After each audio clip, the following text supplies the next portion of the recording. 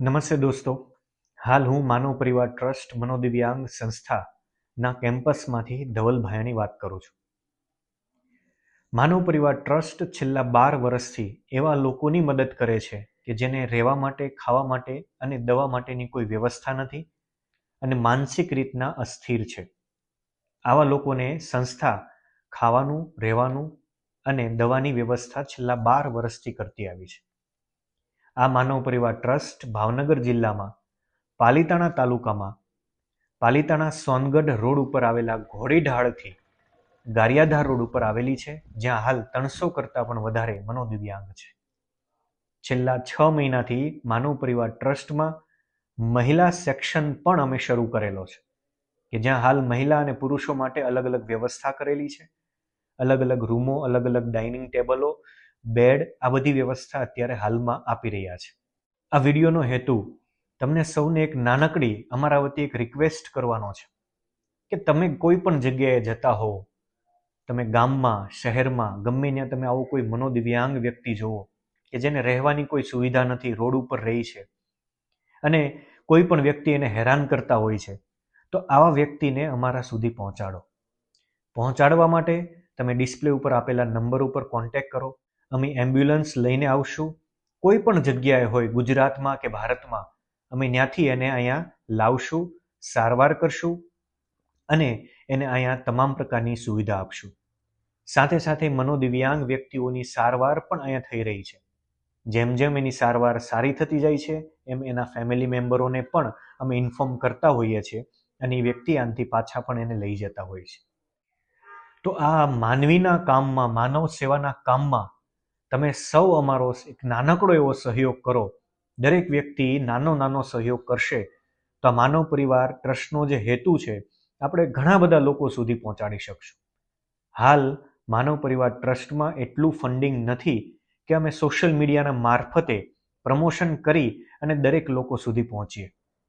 એટલા માટે આ એક વિડીયોના મારફતે તમને સૌને એક રિક્વેસ્ટ કરીએ છીએ કે તમે તમારા ફેસબુક, ઇન્સ્ટાગ્રામ, વોટ્સઅપ ઉપર જો આ વિડીયો મૂકશો તો અમને એક બહુ મોટી સહાય મળશે. કેમ કે દરેક વ્યક્તિના પર્સનલ ફેમિલી, મિત્રો, આ બધાનો 50, 100, 150, 200, 500 જણાનું ગ્રુપ હોય છે. જો તમે એક વિડીયો 24 કલાક માટે અમારો મૂકશો તો અમને 50, 100, 500 જણા લગી અમારી કનેક્ટિવિટી બનશે, અમારી માહિતી જશે અને એ 500 જણા જ્યારે રોડ ઉપર નીકળતા હશે તે માનવ પરિવાર ટ્રસ્ટની આંખ અને કાન બનશે. તો સૌને એક રિક્વેસ્ટ કરવામાં આવે છે કે જો આવા કોઈ વ્યક્તિ હોય તો અમારા સુધી એને જરૂર પહોંચાડો. અને આ માનવ પરિવાર ટ્રસ્ટ ભાવનગરમાં રજિસ્ટર NGO છે અને દરેક વ્યક્તિનું પોલીસ વેરિફિકેશન પણ અમે કરીએ છીએ, જેથી કરીને સંસ્થાની તમામ વસ્તુ એક ટ્રાન્સપરન્સી સાથે અમે લોકો સુધી પહોંચાડવાનો પ્રયત્ન કરીએ છીએ. સંસ્થા સવાર, બપોર અને સાંજનું ભોજન જ્યારે યુટ્યુબ ચેનલ ઉપર લાઈવ કરે છે તો દરેક વ્યક્તિ એ પણ જોઈ શકે છે કે અમે દરેક વ્યક્તિઓને જે ભોજન આપીએ છીએ, સંસ્થામાં જે એક્ટિવિટી થાય છે, તો અમે સંસ્થાના યુટ્યુબ ચેનલ પર લાઈવ કરીને પણ અમે આ દેખાડતા હોઈએ છીએ. સંસ્થાની યુટ્યુબ ચેનલ માનવ પરિવાર ટ્રસ્ટ લખશો એટલે તમને યુટ્યુબ ચેનલ પણ મળી જશે. તો દરેક દર્શક મિત્રો અમને એક આ નાનકડી જો હેલ્પ કરી દેશે તો અમે અમારો હેતુ લાખો લોકો સુધી પહોંચાડવામાં સક્ષમ બનીશું.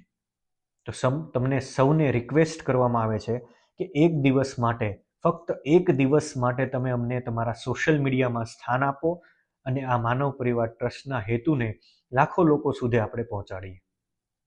આ વિડીયો સાંભળવા માટે તમારો ખૂબ ખૂબ આભાર અને શેર કરશો તો અમે દિલથી તમારું ધન્યવાદ કરીએ છીએ. અને જો તમે માનવ પરિવાર ટ્રસ્ટને કોઈ પણ રીતના મદદરૂપ થવા માંગતા હો, કપડાં આપીને, દવા આપીને, ભોજન આપીને, તો નીચે ડિસ્પ્લે પર નંબર આપેલો છે. અને તમે ફાઇનાન્શિયલ પણ મદદ કરવા માંગતા હો તો સંસ્થા ઉપર આવો, વિઝિટ કરો અને જો તમને અમારું કાર્ય વ્યવસ્થિત લાગે છે અને અમે કહીએ એ પ્રમાણે લાગે છે તો જરૂર તમે મદદ કરજો. અને એના માટે ડિસ્પ્લે ઉપર અમે QR કોડ પણ આપેલો છે. અને જો ભાવનગર અથવા તો સૌરાષ્ટ્રના પ્રવાસમાં આવવાનું થાય તો જરૂર અમારી સંસ્થાનો એકવાર વિઝિટ કરજો.